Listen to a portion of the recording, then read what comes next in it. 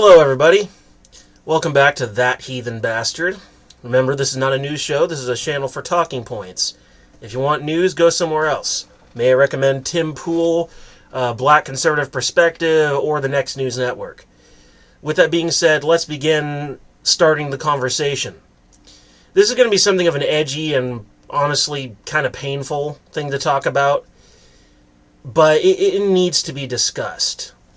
See, in our current cultural milieu, you may disagree with me if you want, but the truth is, the racist behaviors and nature of white people have been greatly exaggerated, possibly for the purpose of demonization or just plain ignorance.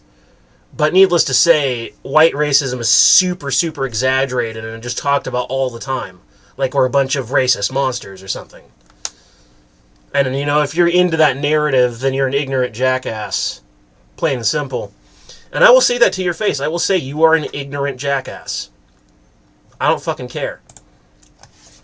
I'm going to tell you exactly what I think of you, in your face. There's no avoiding it. But, in response to that narrative, ladies and gentlemen, let's talk about something that is very controversial, but is relatively well known to many. And that is, black nationalism. Yes, black people being racist. Racist black people.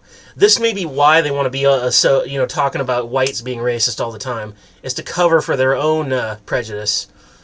It's not white people getting caught in CCTV footage beating up Asians. With all that being said, I first want to broach this topic to discuss the idea of hatred. Now, what even is hatred, really? If you ask a leftist to define it, I imagine they would probably say something like, hatred is a manifestation of white supremacy or something like that. They'd probably say some bullshit like that. I don't know what they would say. But that's probably what they would say. They'd probably say, it's like, so the something white supremacy. Because that's sort of the world they live in. No, hatred is more of a manifestation of emotion. Specifically, it's rooted in anger and possibly even jealousy.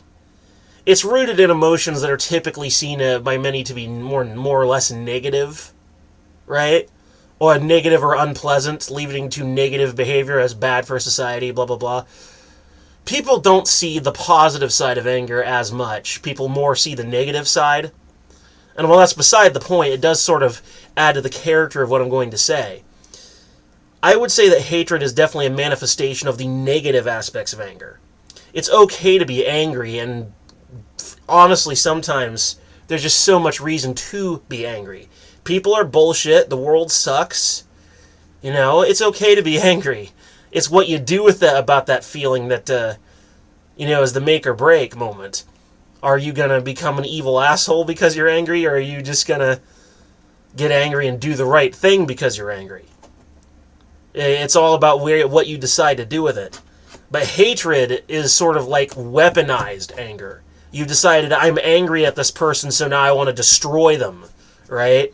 That's sort of what hatred is. You're angry at this person, so you just want to, fuck up their face or something. You want to punch them over and over again until they start looking like a bunch of ground chuck.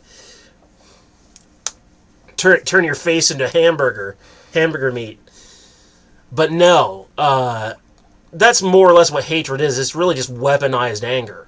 You're angry at this person, you weaponize your feelings, and you become a great destroyer. That's often what hatred truly is. Hate crimes are in response to that. They're angry at, let's say, Jewish people because they moved into their community and set up their synagogue and sort of changing the direction of the local culture and the local area in a more Jewish bent, and people don't like that, so they get angry, and then they weaponize that anger, and then, that's how a lot of hate crimes happen. They don't like Jews, they don't want them there, and they take it to the level of hatred. Now, don't get me wrong. This is not me advocating for racism, by the way. Certainly not. What I am saying, however, is that if you genuinely just do not want someone in your area, as long as you're not actively harming them, I don't see anything wrong with making that apparent, making that felt. It's like, oh, I don't like you, I don't want you here. Like, as long as you're not genuinely trying to hurt the person, simply telling you how you feel about them is no crime. In fact, I would argue that people should do that more often. Just be more honest. Maybe, I don't know. That could potentially be destructive in and of itself. But when you take it to the level of genuine hatred, where you attack the synagogue, bust out windows, paint like swastikas on the side, shit like that, right? That's much, much, much too much. That's very excessive.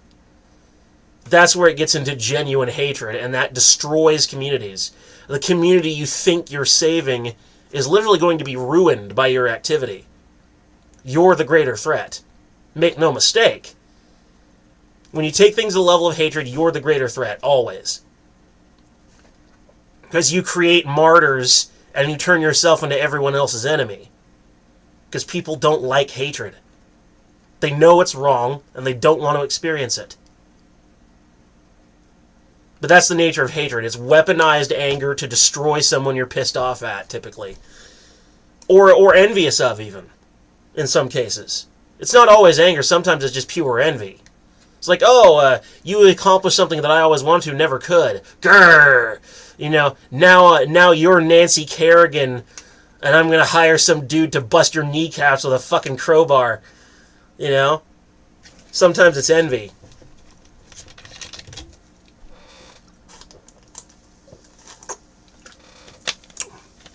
My least favorite soda, but I want my caffeine.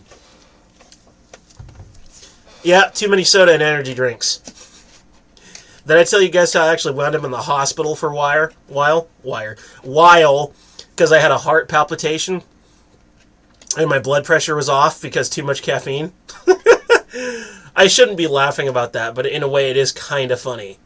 There's an element of hilarity to it. Anyway, back to the topic. Now, I wanted to further discuss how racist organizations and how they work on people they want to recruit. They don't just recruit you out of the blue. They work on you. They develop the relationship before they do it, typically. Another word for it might be grooming. Another word might be milking. Oh, that's not as good a word. But it's a sort of preliminary phase. Now, this is how they often operate, is they groom the person, they get to know them, they're in the area where they live, they're in the community, or they're accessing that person remotely, and they sort of soften them up. They express sympathies, they express support, like, we're here for you, we like you, we want you to be safe and happy. You know, all these wonderful things that make you feel all those warm and fuzzies, but that's how they work you over, right? That's how they work you over. And a lot of what these black racist organizations did is they went to disadvantaged black communities, and they were all like, we're here to help you. We know your situation. We will help to fix it. And that was the ultimate sort of, grooming certain black demographics, like in the ghetto, for example, for having racist feelings towards non-blacks. They're perfectly capable of racial prejudice, as again seen evidenced in the CCTV footage of anti-Asian hate crimes committed by blacks. And the leftists going through mental gymnastics to try and still have it be somehow about white supremacy or whatever. Right? They're going through mental gymnastics because they can't handle the reality. They've been taught in their colleges that black people can't be racist, and yet here they are doing a racist thing. Like, they can't adapt to the reality of it. It's not possible for them. So they go through the mental gymnastics trying to say that it's still somehow white people's fault. Always guilty, always to blame, because I don't have enough melanin in my skin. Isn't that funny how that works? No matter what happens, it's still somehow always your fault. That's how leftists relate with white people. That's how they communicate with white people. I know because I've talked to these people about the race issue before. Probably not as often as some, but but the conversations I've had are quite memorable. It's no matter what you say to them, it's still somehow always your fault if you're white. That is the truth. A Hindu Indian could attack a Buddhist temple in the heartland of America, and it's still somehow going to be your fault. Like that. This is how these people think. It's amazing. But yeah, they soften you up by being nice. The racists soften you up by being nice to you and support you. And oh my God, you poor child. And then next thing you know, they're saying, hey, you want to come to this gathering next Sunday so we can talk about some stuff? Because, I want to be your friend. You want to come visit me? And they're like, okay, cool. And they come visit them. And that's when they start introducing the rhetoric. That's when they start talking about why you should hate this group of people and the conspiracy theories. And it's actually the rare person who gets to that phase in the grooming and suddenly starts to bow out and thinking, oh, yeah, I should go. It's the rare person that decides that. Because once you've been buttered up like that, it's usually pretty effective. But that's typically how they do it. That's why it's depicted that way in movies. That's why it's talked about. That's why how former white separatist people talk about it that way. Because that is what racist orgs do. And the black ones operate in much the same way. It's more or less the same ideology, just in a different orientation, really.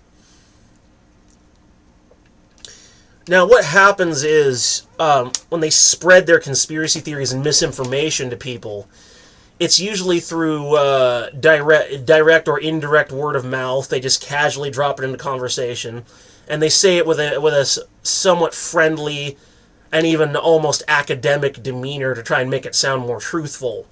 They use a lot of academic language, fancy words, or with a cute little smile to make you think that they're not really being all that hateful. But it's a mask. Sometimes you can tear away at the mask and see the monster underneath, but typically they can get by pretty easily. So the best thing to do, if you think you might be interacting with a racist, is just to question everything they say and make sure to look up anything on the internet they say that sounds sort of conspiratorial. Right? Look for good information sources.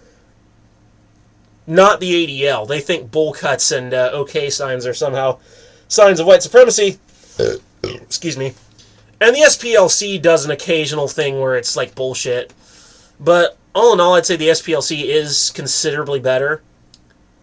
It's not as, it's considerably better. The ADL is just not as good.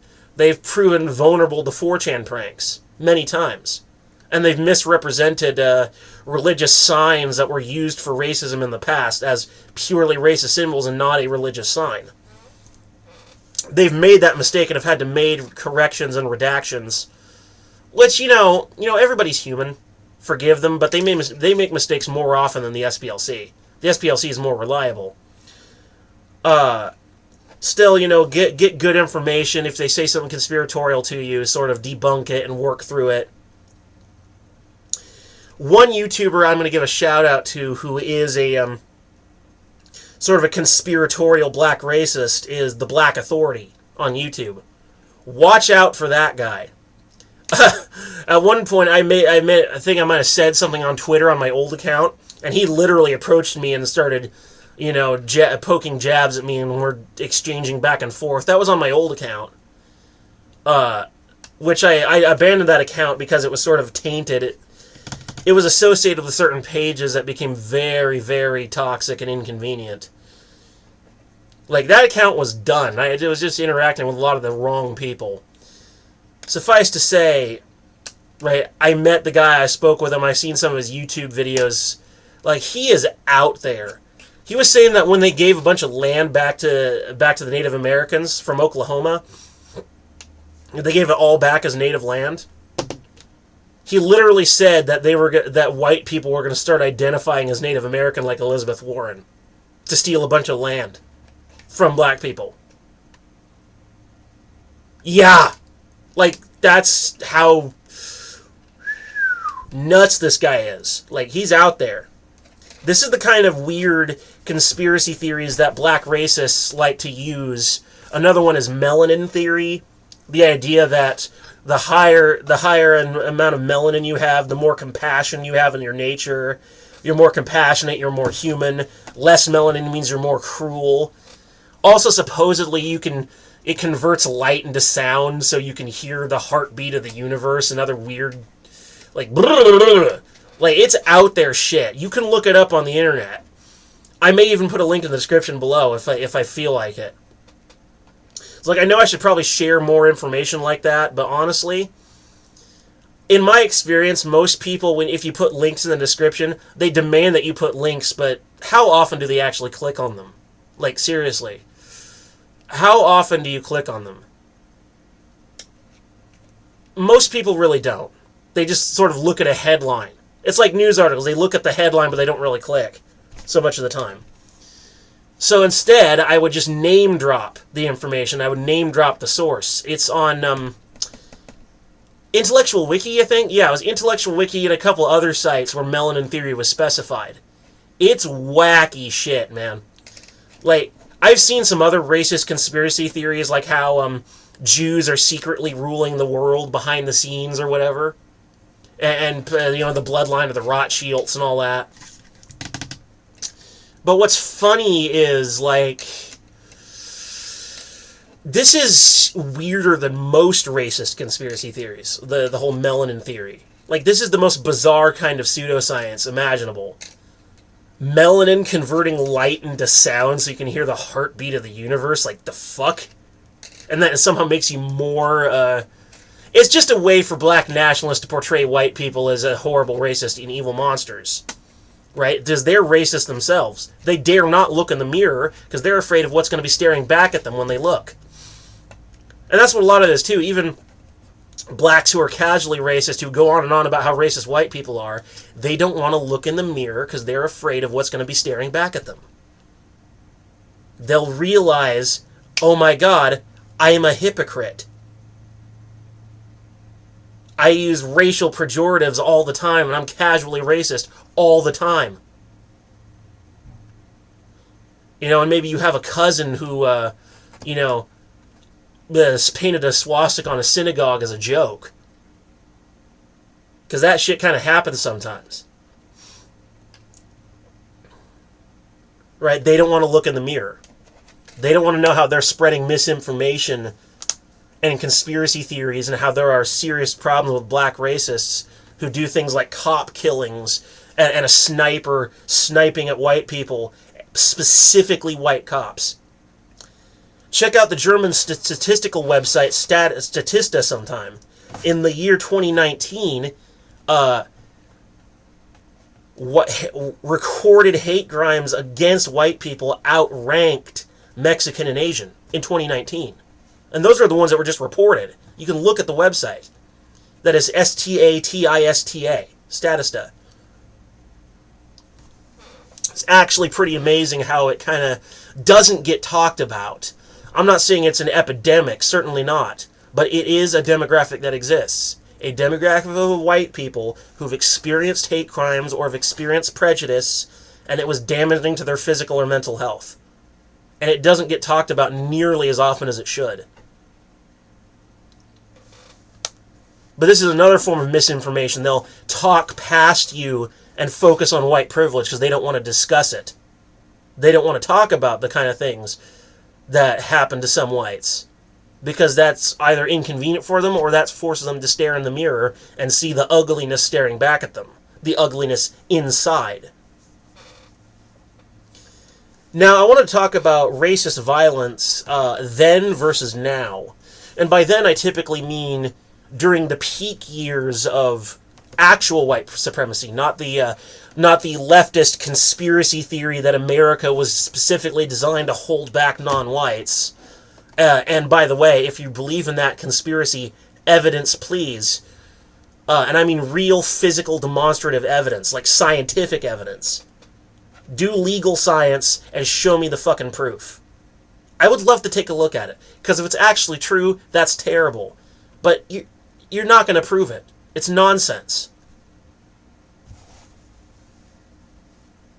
But actual white supremacy, the belief that whites are superior and should be in charge of everything, the Lord and Master of all, right, like the KKK, racist violence back then involved really nasty stuff. Attacking people's houses, hanging them to death, lynching in the streets, bringing a black guy to a KKK rally so you can hang him to death. That sort of thing. Which, by the way, they were doing that to prevent blacks from voting Republican. It was just as political as it was racist. It's a fact that likes to get looked over, Because the KKK, they were Democrats. They were Southern conservative Democrats. Because that's who the Democrats were then. They were the conservative party of the South, and the Republicans were the conservative party of the North. They were hanging blacks who were just freed to prevent them from voting Republican. The Democrats were given concessions to help with the reconstruction of the South after the war, because we acknowledge that the North did go to some excessive lengths, such as the burning of the Delaware and all that, destroying entire cities if necessary, because honestly, even though he was fighting for the right side, that many people would say is the right side, Sherman was honestly kind of a monster. Sherman didn't care who he killed. He'd trample over women and children and babies if that's what got him his victory. At least that's how many people see Tecumseh Sherman. He was kind of an evil monster a little bit. But with that being said, racist violence then versus now, that was how it was then. Like legitimate hanging, shooting, hate crimes. The really good, the really hard stuff. But what's interesting about past atrocities is that you notice how they only happen once. There's only one Holocaust. There's only one Great Purge by Stalin. Only one Holodomor. Only one diaspora of the Jews. Or one serious diaspora by the Romans. There was only one 9/11. Tragedies are rarely repeated. Tragedies and atrocities are rarely repeated, mostly because when they happen, the vast majority of people in the third-party position, I mean outside of the event, witnessing it happen, they feel disgust, they feel shame, they feel anger. They witness that stuff and they're like, never again. That was horrible. Why did that happen? Right? The collective human reaction guarantees that these things usually only happen once. The reason why there could be so many hangings by the KKK back in the day was because most people didn't even know what was going on. They were a domestic terrorist organization. And the thing about domestic terrorist organizations is they do not survive long under journalistic scrutiny. You got SPLC journalists sneaking into Klan meetings, wearing the costume, and then taking pictures, writing notes, doing various things, and then putting those in news articles. And the information gets out there, and it grows and grows, and everyone learns the truth. And before you know it, the KKK is becoming an object of hatred. And rightfully so. Nowadays, you don't see that kind of racist violence usually. That's why events like that black sniper or the dude who was hitting people with the SUV in response to Kyle Rittenhouse jury decision, the verdict on Kyle Rittenhouse being declared innocent, and as self-defense, he goes and he starts hitting and running people over with an SUV. The reason why these stories get around more, or the death of Cannon Hinnant, murdered by his black neighbor, because the boy who was only 5 became an object of his hatred. Yes, he hated a 5-year-old boy. Like, that's how monstrous this guy was. The reason why these stories get around so much, partly because of social media, is also because racist hate crimes that are this severe are becoming less and less common because of public outrage. This is why these things only happen once, because people get disgusted and they hate it, and they never want to see it again. That is not to say that future crimes will not occur. They certainly will. But nowadays, the more common form of racist violence is typically street assaults, getting beat up by like 3 or 4 guys at once, having a racist symbol spray painted on your house or your religious gathering place. It's more akin to harassment and bullying now than it was like really serious violence. Here and there, some of the real stuff still happens, but it's nowhere near as common now, because they know that the public outrage will be significant. Social media, one of the few things that's actually done that is good for us, is that word gets around quicker, so it's much harder to get away with stuff. And usually when these hate crimes occur, the perpetrator is caught, and they're either arrested or shot. It's not that easy to get away with it now, because there's new ways to find you out. Back in the day, that wasn't so easy. You could easily do that shit in secrecy. But nowadays, you got Twitter, you got Facebook, you got people with camera phones. All our smartphones have cameras. We can catch that shit easy. And people remember the past. They remember how these things happen.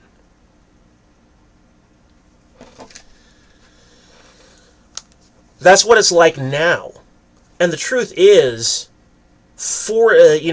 black nationalism has increased in North America.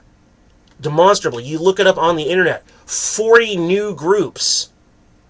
This was on Wikipedia and a couple other pages backing it up. 40 new groups emerged just in 2017 alone. And who knows how many more popped up only recently. Right? It is increasing, and there may be some crossover, even infiltration of BLM. Possibly. Now, I wanted to talk to you once again, and I've espoused on this before, some of my personal experiences with racial bullying and harassment, to the point where I was actually quite miserable for between 5 to 8 weeks. And the emotional scarring from this harassment took a while to recover from, especially since I suffer from anxiety and depression. I really need to get on the St. John's wort. It's an herbal remedy. If you're experiencing anxiety and depression, take St. John's wort. It's an herbal remedy. Most herbal remedies, they're better than modern medicine in regards to casual use as opposed to more serious use. Because herbal medicine is not as powerful as modern medicine, but because of the power of modern medicine, it comes with a lot of side effects. Herbal medicine is the safest form of medicine. There's fewer side effects. It's usually pretty safe. It's all natural. But it's not as powerful. And also it tastes fucking nasty. Honestly, herbal remedies do taste fucking nasty. But, I mean, if you want to get healthy in the all-natural way, it's a good way to go.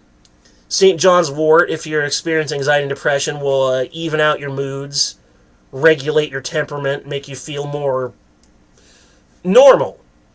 Your emotions your mood won't change as much, it won't fluctuate as much. It'll even you out. I need to take the stuff. I should. Right, it's to us what bipolar medication is to a bipolar person. Anyway. But my personal experiences mostly involved... I was told some pretty horrible stuff directly to my face. Many of these people were from out of the country, so it's at the international level. Some of it was national. I got scared half to death by my neighbor, my black neighbor, who's been known to shout at the other people in the neighborhood very loudly. Just recently I heard him screaming at somebody saying, F Trump, F Trump. And I think he might have said something about the MAGA hat. I'm not sure if somebody was wearing one. I don't know. But he once scared me half to death. I was just out on my walk, minding my own damn business. And this was one of the later events that occurred.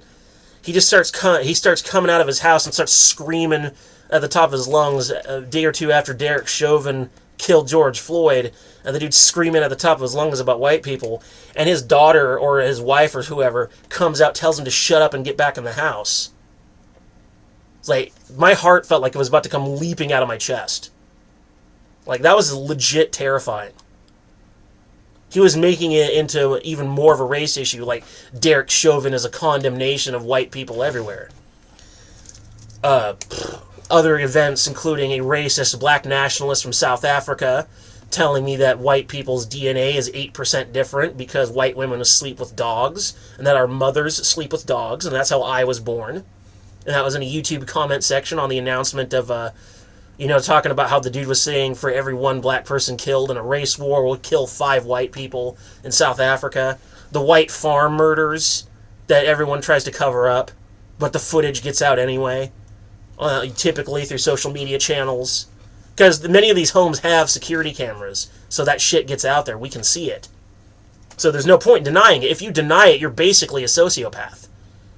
If you can honestly deny that, you're basically a sociopath. There was the white dude who got kidnapped by the 5 black people. I remember seeing that too. There is actual video footage, so it was not fake. If you think it's fake, you're a sociopath. You need mental help. But yeah, he told me that. I ran into some black nationalist accounts on Twitter sharing disturbing memes back and forth and casually insulting people. Like, they can get so nasty with you when you interact with them. They can get so nasty. And they can make you feel just rotten inside. Terrified, hurt, scared. Because they're damaging you emotionally. For whatever reason, I've been called all kinds of things for various character traits. But for some reason, for whatever weird reason, I could get verbally abused for being a bisexual or for being interested in taboo spiritual practices. And the insults based on those things don't seem to hurt that much. But for some weird reason, like race-based insults, they seem to hurt more. And I don't know why. It's so fucking weird. But yeah, I was bullied, I was harassed, I was made to feel just intense negative emotions. And it took me a long time, like 5 to 8 weeks. And my neighbor scared me half to death. That was during my recovery. My emotional recovery. Like, that was legit terrifying. Like, the dude scares me. I almost want to leave the neighborhood. And I live in a trailer. If I had my driver's license, I should get my driver's license. I could take this thing on the road, and I wouldn't have to put up with him anymore. I'd probably go into, like, Idaho. Maybe even into the Redoubt. Possibly. But, yeah. That was my personal experience with racism. I was genuinely hurt by it. And the weird thing is, when I tried to tell people about it, I got gaslit. It was downplayed. Like, people literally tried to either downplay it or gaslight me about my own experiences. As though the story itself was somehow harmful to them. Like it was an inconvenience to them. I've learned, this is from personal experience, I have learned that if you are white and have been abused in some way because of your skin color, nobody fucking cares. You will be abandoned, you will be left alone, nobody will give a shit. That is the truth of the matter. Nobody will care. A black person comes out and complains about it, and they're like, oh, you poor thing. But then a white person comes out and admits it, and they're like, whatever. Like, what the fuck, man? The hell is wrong with you people? You fucking sociopaths. You don't care about another person who's experiencing, emotional harm. Like, serious emotional harm. Feelings of dread. Feelings of personal self-loathing. That doesn't matter to you because they don't have enough melanin for you to care about them. You're fucking racist, dude. It doesn't matter how much melanin they have. You should care if someone's feeling dreadful and self-loathing. You should care about that. But no, you're a fucking sociopath. So of course you don't care. And when you want to talk about racism at the international level, it really has to do with the colonial period of white history. The colonial period, which the growth of white European civilization, the growth of military power, the remnant attitudes and ideas of ancient Rome spreading through Britain and through other parts of Europe, not to mention Christianity throwing fuel on the fire with its agenda of replacementism. Not honest conversion to Christianity, but literally just, let's destroy the native faith of these places and replace it with our own. Just like the Christians did in Europe. Because that's what really happened during the Christianization of Europe. And the Christianization process elsewhere. And actually, come to think of it, it works kind of like how the racist orgs recruit people. They butter you up first, then get into positions of power in your society, and that's when the real replacementism happens. Cultural genocide and occasional mob violence. And the Muslims do it too. They're no better. They might actually be a little worse. Christians are conquerors. That's the truth of the matter that they don't want to face. But I digress. But that colonial period is what largely inspired racism at the international level. White areas of the world where, honestly, it's actually unsafe to be white. You don't want to go to South Africa. You don't want to go to northern Mexico, because shit happens in northern Mexico. There was this guy named El Tori who announced very loudly that he was going to murder white Mexicans who are mostly Mormon. That's actually a lot of the source of the issues in northern Mexico. It's not so much that they're white, it's just that Mexico is so very, very Catholic, and these white Mexicans are Mormons, and well, you know, Catholicism versus Mormonism, it's a classic battle in the history of North America. It never ends, seems like. They call each other things like the whore of Babylon and so forth. Like, they get crazy, dude. But El Tori was specifically saying he was going to start murdering white Mexicans, and the Mexican government literally had to throw up their hands and admit, we don't have the resources to deal with this guy. Our white citizens are unsafe. They can either stay or they can go back to America. Like, those are their choices. We can't do anything about this dude. We can try. We can coordinate with American intelligence resource, get this guy taken out. And I don't know if he's still down there, but he's a legit racist terrorist. You cannot deny this guy. He's real. E-L-T-O-R-Y. El Tori. Look him up. You can just imagine him just like foaming at the mouth. Like, you know? He's nuts. He's a crazy dude. This is what hatred does to people when they take it to that level. When they become so filled with it that they literally, I swear, they begin to lose sanity. If they ever had any to begin with. I'm assuming they were sane when they started. Maybe they're not. Maybe they've always been nuts. I don't fucking know. When it comes right down to it, there is demonstrable hatred for whites that is largely ignored because, oh, my white privilege and so forth. Oh, so because some racist white people in the past, that means that white people now who are experiencing racism of their own, it doesn't matter. You must have this much melanin for us to care about you. Sociopaths. Socio-fucking-paths. That's what they are. But yeah, when it comes right down to it, it's really just revenge. It's hatred and revenge. Same old story. These people who are going after whites, it's fucking with like the sniper or the guy in the SUV. It's Captain Ahab hunting his white whale. Literally a white whale. Like, you cannot make that up. They are fucking Captain Ahab. They are Ahab incarnate. Ahab has to hunt his white whale.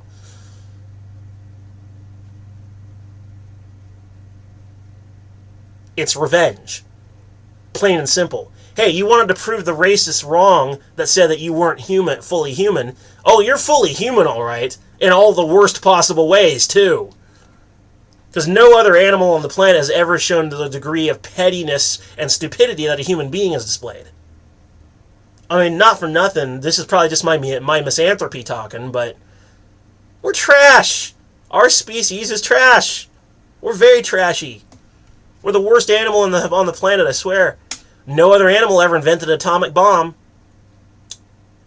I mean, and the horrors of an atomic bomb, just ask a Japanese person who lived through Hiroshima and Nagasaki. Some of those fuckers are still alive, by the way. Because not everybody died under those bombs, and boy... And, Ishiro Honda in the original Godzilla, after the monster attack in the hospital scenes, wanted people to give them a taste of what it was like. And many people have said that the movie doesn't even get 1/10 the amount of misery that was really experienced. And just 1/10 can honestly make you cry, unless you're a sociopath or a macho idiot. But yeah, it really is just revenge. Plain and simple. And at the international level, it's mostly bullying and harassment online. It's websites. Sometimes it's in person, but rarely. It's like what Mike Tyson was saying. It's like the problem with social media is because you can say things that if you said them in person, you would normally get punched in the face for. Like, Mike Tyson may not be the smartest man ever, but he's got real-world experience, and a lot of it. You should listen to him. He's a wise man, actually. He may not be the most articulate, but Mike Tyson's wisdom is actually quite surprising. And you'd think, oh, well, he's taken so many shots to the head, he must be mentally damaged by now. Not really. He's on it. He's sharp. Gotta listen to Mike Tyson. He's a smart guy. Anyway, I want to move on to my final talking point before I close out the video. What I want to talk about now is accountability for black racists, and how if you don't want accountability, you support them. That's it. That's simple. If you don't want accountability, you support them. It might be soft support. It might be hard support. You might be a simp. You might be an apologist. But it is support. Plain and simple. If you don't want accountability for black people being racist, you are one of them. Period. You are supporting them. Either soft or hard. You're in the same boat. Fuck you. And there should be accountability. There is some accountability. When they do something really nasty, like the sniper dude or the SUV, they get caught, they either get arrested, they get shot. That's good. That's accountability. To some extent. But what I would like to see is some accountability and scrutiny for the softer stuff. Right?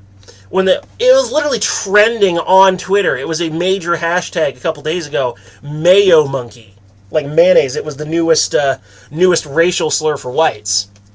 It was fucking trending. There are tons of racist black people on Twitter, if you know what to look for. I got a big old archive of their shit that I can share if I need to prove it sometime. Right? I can send them to you through Facebook Messenger if you want.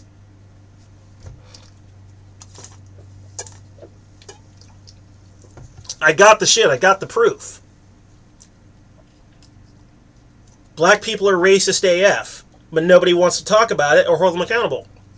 Thankfully, at least one point in time, if you found a black nationalist on Twitter sharing disturbing or disgusting memes, like this one I found where, it was a white stick figure on all fours wearing lingerie and a series of black stick figures lining up behind him, and it said, "White boy for use your imagination." I reported the meme, I reported the account, Twitter removed it. So there is some accountability. But there needs to be fucking more. Okay? People need to get proactive. You cannot be saying these things. You cannot be sharing misinformation. Being racist is wrong. Period. It doesn't matter who the victim is. It's wrong. Okay?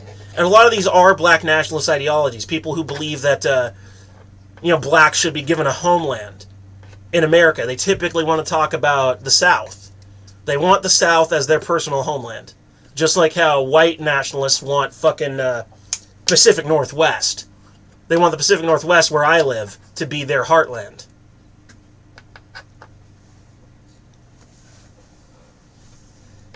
Right, they talk about melanin theory, they talk about this, they talk about that. It's typically people who are either black nationalists or have black nationalist sympathies who engage in these behaviors. Typically.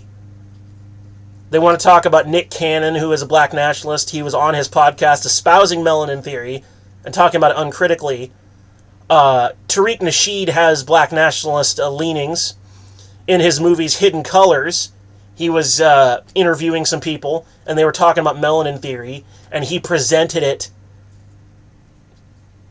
in a way that was very uncritical, just accepting it at face value. Absolutely, he has black nationalist sympathies. And anytime that you question these black nationalist people, they're always, it's like, oh, you're a suspected white supremacist. How dare you question me? It's like, how dare you criticize me? You must be a racist. Like, no, you're just being fucking retarded. No one is beyond question. Not even God himself. Nobody. If we put anyone beyond question, we are placing them beyond reproach. And if they're beyond reproach, then they are beyond consequence. And that is not acceptable. Yes, criticize everyone, even me. If you feel like I've made a mistake in my talking points or in this discussion or at all, hit me up. Tell me something. I'm not beyond reproach. Not even.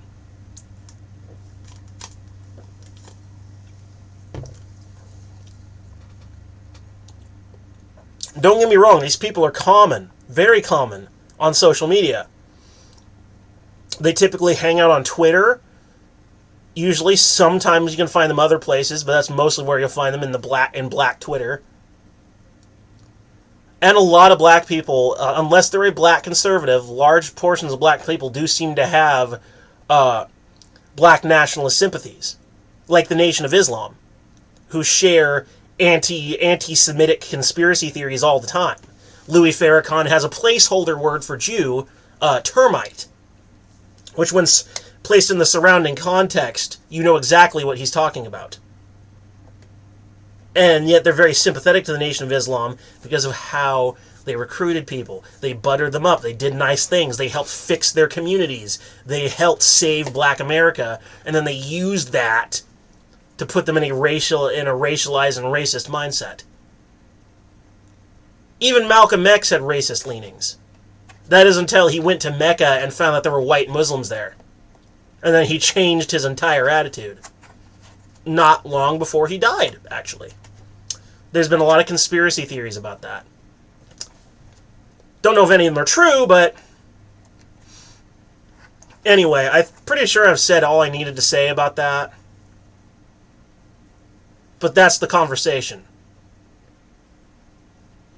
Black nationalists and people with black nationalist sympathies being openly racist on social media, attacking Asians, sometimes attacking white people and killing them. All sorts of horrible, horrible behavior. And it barely gets talked about. It gets talked about when the events occur, but as soon as they're over, memory hole. Go figure. Twitter does very little to deal with black nationalist accounts on Twitter. Excuse me. You have to report them yourself, possibly engage in genuine activism. You may have to engage in activism. You may have to purposely go on there and delete them yourself. Report them to Twitter. Apparently, they actually will do something if you report them. But they're not very proactive, so you have to kind of pressure them into it.